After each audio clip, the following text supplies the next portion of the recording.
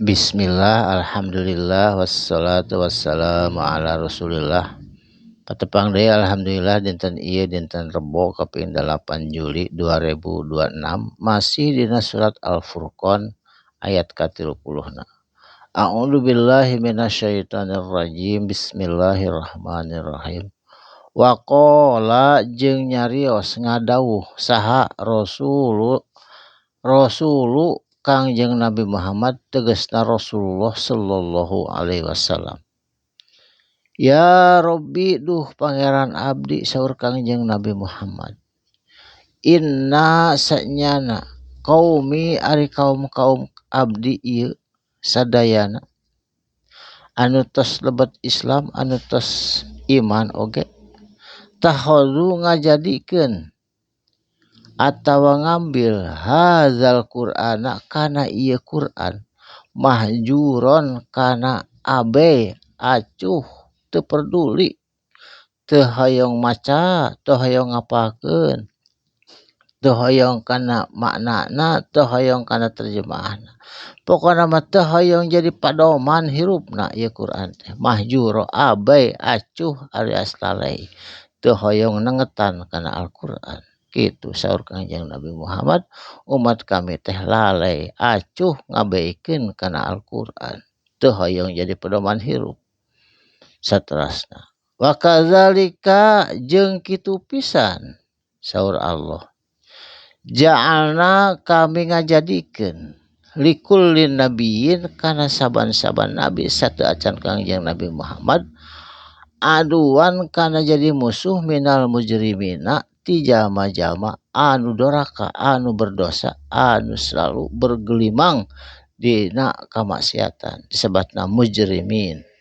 Tah gitu. Jadi mujrimin mah tamanus musuh nabi di zaman kampungkurna ge. Sabar anjeun nganyahadepan eta mujrimin saur Allah Subhanahu wa taala ka Kangjeng Nabi Muhammad.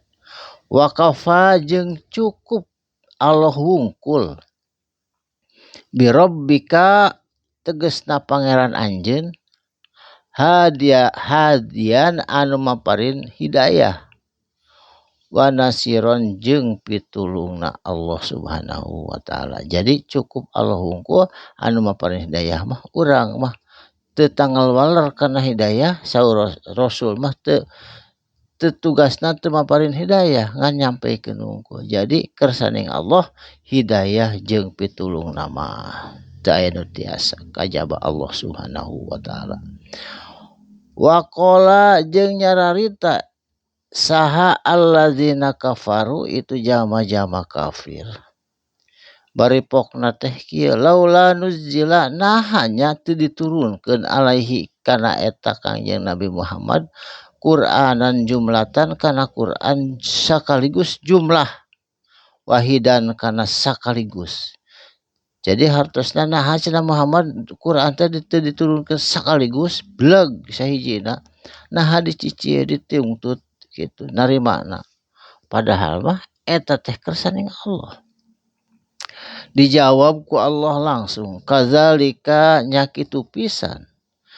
Quran diturunkan secara cicil nungtut sesuai dengan kebutuhan, sesuai dengan zaman.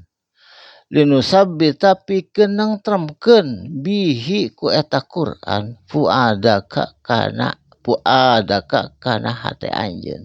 Jadi ku turunan nungtut teh Quran teh tentrem Kangjeng Nabi teh tentrem hatena sabab kadongkapan teras-terasan ku malaikat Jibril bari terang yen Quran teh eta teh maknana luas seueur pisan sababnya cie. Jadi kauninga katalaah warattalnahu jeung kami macakeun hu kana itu Quran ngalangkungan malaikat Jibril tartila bari bacaanana anu tartil pisan puguh bacaanana jelas makharajna panjang pandekna. Tah pribados oge teu acan deui ka tiasa tartil mah dan nuju diajar. Mudah-mudahan we ku diajar eta. Jadi sadayana bisa tartil tiasa maca aosan Quran anu tartil. Saterusna walayatu naka jeung teu datang ka anjeun itu jama-jama kafir waktu harita di kota Mekah bimasalin kalawan nyanak semisal itu, semisal bagaimana nyaeta nyanak hujatan, nyanak cacian, nyanak dengki, nyanak teguran tuduhan jeung sajabana sawalah fitnah ka Kangjeng Nabi Muhammad tah kaum-kaum musyrikin jeung kafirin waktu sarita kitu semisalna. Illa ji'naka kajaba kami saur Allah datang ke anjeun bil haq kalayan nyana kebenaran. Nyata Al-Qur'an wa ahsana jeung saalus-alusna tafsiro kana nafsirkeun kana penjelasan Al-Qur'an.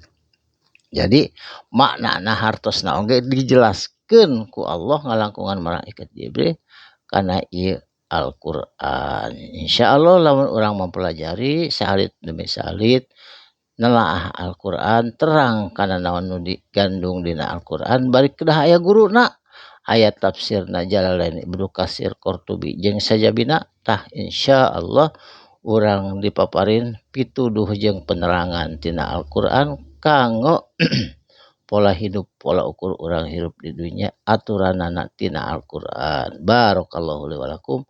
Mugi aya manfaatna insyaallah patepang di anjing dina waktos sareng gelombang anu sami. Shadaqallahul azim. Wassalamualaikum warahmatullahi wabarakatuh.